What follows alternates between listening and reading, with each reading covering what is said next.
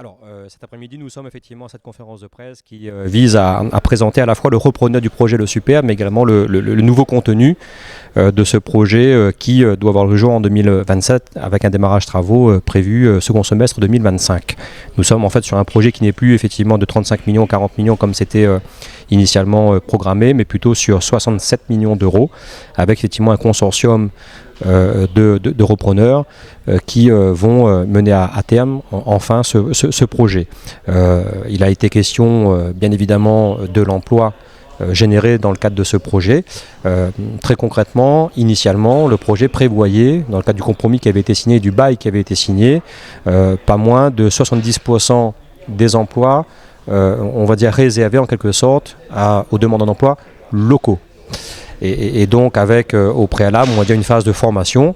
Et l'élément extrêmement positif sur lequel je me permets en fait d'insister, c'est que le groupe Billiker, c'est aussi on va dire un groupe qui a en son sein on va dire un volet formation. Donc ils sont effectivement formateurs et donc le groupe Billiker va également former en amont, on va dire les futurs salariés de l'hôtel Le Superbe qui encore une fois verra le jour enfin après les péripéties qu'on a pu connaître. Je l'ai dit à l'occasion de cette conférence de presse, je m'y reprendrai autant de fois qu'il sera nécessaire pour que ce projet sorte. Je crois effectivement en les atouts de notre territoire.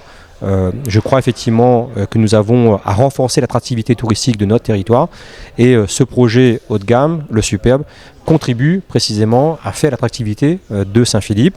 Nous avons, comme je l'ai rappelé, maintenant 2 dispositifs nouveaux avec le programme PVD, Petite Ville de demain, qui nous permet d'activer, d'actionner un certain nombre de dispositifs, notamment des bonifications foncières avec le PFR, et également des prêts bonifiés auprès de la Banque des Territoires.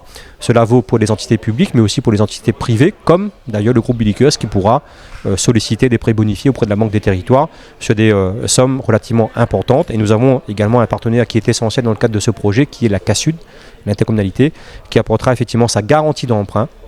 C'est important. Parce que je pense que effectivement tous les partenaires, dans le cadre de PVD, dans le cadre du périmètre ORT, et le Cap Méchant en fait partie, nous avons tenu précisément à ce qu'il n'y ait non pas un périmètre ORT, en l'occurrence le cœur de ville historique, donc le centre-ville, mais également un deuxième périmètre ORT, une deuxième centralité, en l'occurrence Baril et Basse-Vallée, là où précisément nous prévoyons à la fois une future zone d'activité économique tournée autour de la production, et également, on va dire, ce pôle touristique majeur que doit être le Cap Méchant. Absolument, je crois que c'est un peu déjà le cas. Le Cap Méchant est mondialement connu. Quand on vient à La Réunion, on sait qu'il y a effectivement un point de passage obligé, c'est le Cap Méchant. Mais l'idée pour nous, c'est de faire en sorte que Saint-Philippe ne soit plus seulement, on va dire, un territoire de passage. Qu'on vienne, on va dire, aller manger, parce que la gastronomie, elle est réputée, mais que ce soit également un territoire où on reste, pour dépenser, pour aller à la ferme équestre du centre-ville, pour aller effectivement se balader dans la forêt primaire de Marlon ou de Basse-Vallée, de profiter, on va dire, de tous les atouts du territoire de Saint-Philippe. Effectivement, c'est un des éléments majeurs sur lesquels nous allons nous appuyer en fait pour renforcer l'attractivité du territoire de Saint-Philippe. En termes de prix, c'est bien sûr, le conseil municipal sera amené en fin d'après-midi, début de soirée, à valider la cession.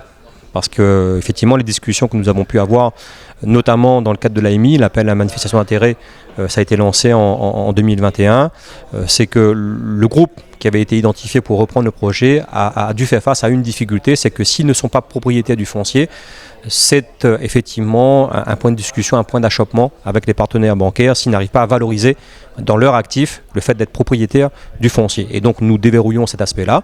Nous avons demandé au service des domaines d'évaluer, on va dire, le foncier avec l'existant, donc ce qui a été déjà construit sur ce foncier, donc estimé à plus de 6,5 millions.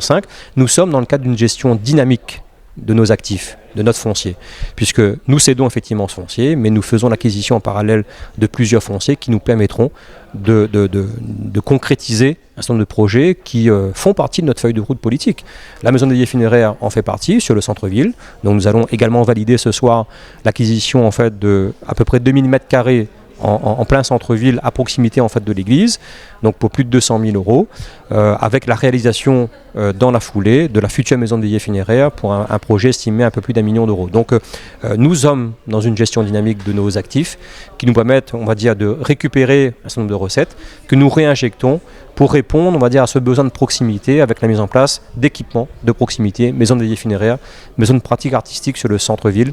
Comme je l'ai rappelé, Petite Ville de demain, c'est un programme qui vise à revitaliser, on va dire, les communes de moins de 20 000 habitants. Nous nous sommes inscrits là-dedans et nous avons écrit notre projet de territoire qui vise précisément à faire du cœur de ville, du centre-ville, on va dire, un centre-ville culturel, sportif, avec, on va dire, tous les équipements que j'ai cités. 95.5 à Saint-Philippe, Sunlight FM, la radio du Sud. Sunlight FM.